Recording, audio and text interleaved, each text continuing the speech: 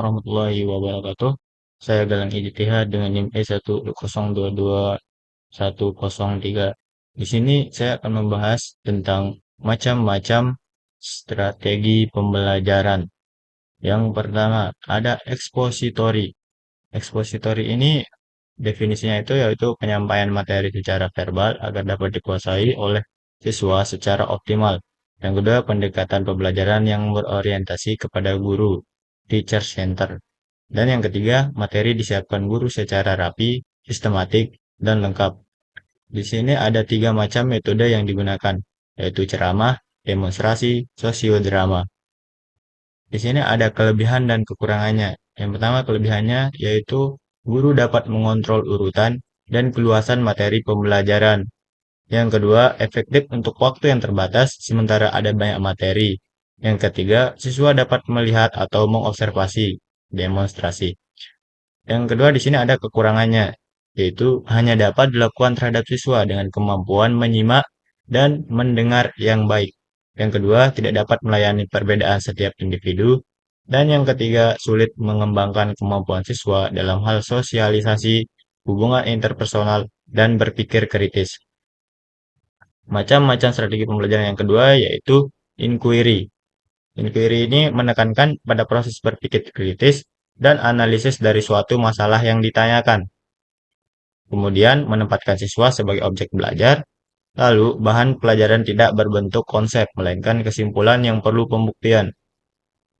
Proses pembelajaran berangkat dari rasa ingin tahu siswa, dan yang terakhir guru mengajar pada sekelompok siswa rata-rata memiliki kemauan dan kemampuan berpikir belajar menemukan. Di sini ada 4 metode yang digunakan, yaitu diskusi, tanya jawab, resitasi, dan eksperimen. Kelebihannya yaitu menekankan kepada pengembangan aspek kognitif, afektif, dan psikomotorik secara seimbang, lalu memberikan ruang kepada siswa untuk belajar sesuai dengan gaya belajarnya, lalu sesuai dengan perkembangan belajar psikologi modern. Kekurangannya itu ada tiga, yaitu sulit terkontrol kegiatan dan keberhasilan siswa. Yang kedua, sulit dalam merencanakan pembelajaran. Dan yang ketiga, memerlukan waktu yang panjang.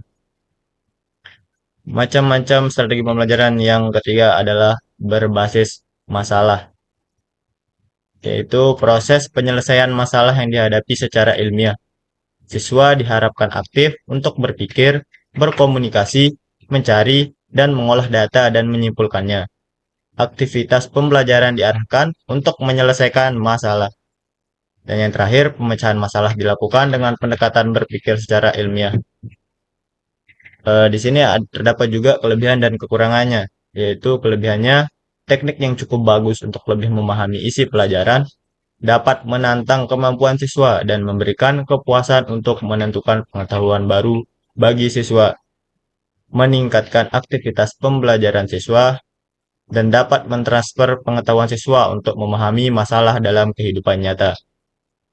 Kekurangannya itu yaitu siswa enggan untuk mencoba jika tidak memiliki minat atau kepercayaan terhadap masalah yang dipelajari. Keberhasilan strategi ini membutuhkan cukup waktu persiapan. Tanpa pemahaman mengapa mereka berusaha untuk memecahkan masalah, maka mereka tidak akan belajar. Macam-macam strategi pembelajaran yang keempat ada peningkatan kemampuan berpikir. Peningkatan kemampuan berpikir ini yaitu menekankan kepada kemampuan berpikir siswa, membentuk konsep sendiri, menentukan konsep sendiri melalui proses dialog dengan memanfaatkan pengalaman siswa, bertumpu pada pengembangan kemampuan berpikir siswa melalui telah fakta atau pengalaman siswa. Kelebihannya yaitu melatih daya pikir siswa. Yang kedua, siswa lebih siap menghadapi persoalan yang disajikan guru. Yang ketiga, siswa diprioritaskan lebih aktif dalam pembelajaran. Yang keempat, memberikan kebebasan untuk mengeksplor kemampuan siswa. Adapun kekurangannya yaitu membutuhkan waktu tentunya yang lebih banyak, kesulitan digunakan untuk siswa dengan kemampuan rendah, kurangnya kesiapan guru atau siswa membuat pembelajaran tidak dapat dilaksanakan secara optimal. Yang terakhir, hanya dapat diterapkan pada sekolah dengan karakteristik SPPKB itu sendiri. Macam-macam strategi pembelajaran yang berikutnya yaitu kooperatif. Kooperatif ini dilakukan oleh siswa dalam kelompok tertentu untuk mencapai tujuan pembelajaran. Pengelompokan heterogen terdiri dari 4 sampai 6 orang. Sistem penilaian dilakukan terhadap kelompok. Setiap kelompok akan memperoleh penghargaan jika menunjukkan prestasi. Adapun kelebihan dan kekurangannya berikut. Kelebihannya yaitu memberi peluang agar siswa mengemukakan dan membahas suatu pandangan secara bersama. Yang kedua, memiliki motivasi tinggi karena didorong dari rekan sebaya. Yang terakhir, menghasilkan peningkatan kemampuan akademik, berpikir kritis, hubungan persahabatan, menimba informasi, belajar sopan santun. Adapun kekurangannya yaitu dibutuhkan lebih banyak tenaga pemikiran dan waktu.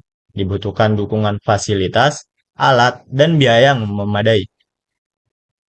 Yang ketiga, terkadang didominasi oleh seseorang sehingga siswa yang lain menjadi lebih pasif.